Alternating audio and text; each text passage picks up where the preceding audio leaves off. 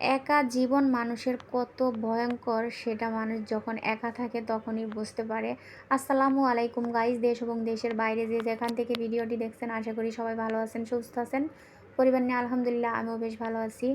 গুড়া মাছ পাঠাইছে, কিন্তু এত অসুস্থ, খুব কষ্ট করে গুড়া মাছগুলা কাইটা রান্না বসামো। তো ভাবলাম কি দিয়ে রান্না করব, কোনো সবজি ঘরে নাই। তো গাছে কয়েকটা বেগুন হয়েছে, ওগুলো উঠায় নিলাম। আর কয়েকটা করলা হয়েছে, তো করলাটা আলু দিয়ে ভাজি করলাম। আর গুঁড়া মাছ দিয়ে বেগুনটা চড়চড়ি করে নিলাম।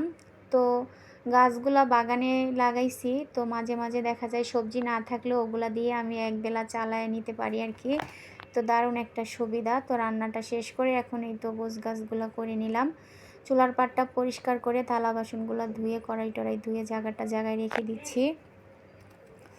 তো যেটা বলতে চাইছিলাম, একা জীবন মানুষের কত কষ্টের, এটা আসলেই সত্য কথা। আমি আজকে 4-5 দিন যাবৎ এক নলা ভাতও খেতে পারি না, এরকম একটা ভয়ঙ্কর অবস্থা আমার হয়েছে।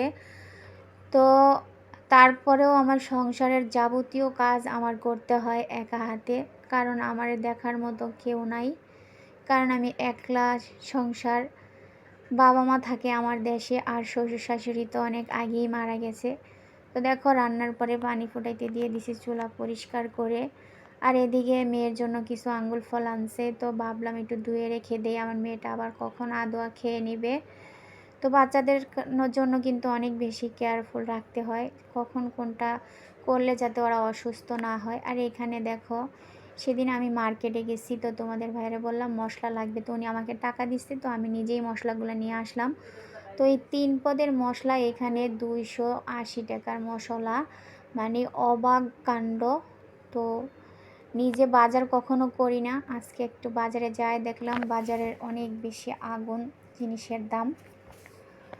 তো সকালবেলা আজকে শুক্রবার, জুমার দিন, তো আমি এখানে দুন্দুল ভাজি করতেছি আর গরুর মাংস ভুনা। তো এই দুন্দুলগুলো আমার আম্মা দেশ থেকে পাঠাইছে। তো আমি অসুস্থ, তারপরেও মনে করেন রান্না বান্না আমার নিজেরই করতে হয়, হাজব্যান্ড এগুলো করতে পারে না, উনি ব্যবসা নিয়ে খুবই ব্যস্ত থাকে। তো রান্নাটা করে আবার সেদিন গেছিলাম আমার নানি একটা অসুস্থ, ওনাকে দেখতে। তো ওনার বাড়িতে মেহেদি গাছ আছে, সেখান থেকে কিছু মেহেদি দিছে। তো মেহেদিগুলো একটু ব্লেন্ডার করে রেখে দিচ্ছি, না হয়তো দেখা যায় নষ্ট হয়ে যাবে অনেক দিন থাকলে। তো রান্নাটা শেষ করে এখন ভাবছি মেহেদিগুলো মাথায় দিব, কিন্তু অনেকটা সময় বের হয়ে গেছে, এখন আর দেওয়া যাবে না। ভিডিওটা আজকের মতো এই পর্যন্ত ছিল। ভালো থাকবেন, সুস্থ থাকবেন, আল্লাহ হাফেজ।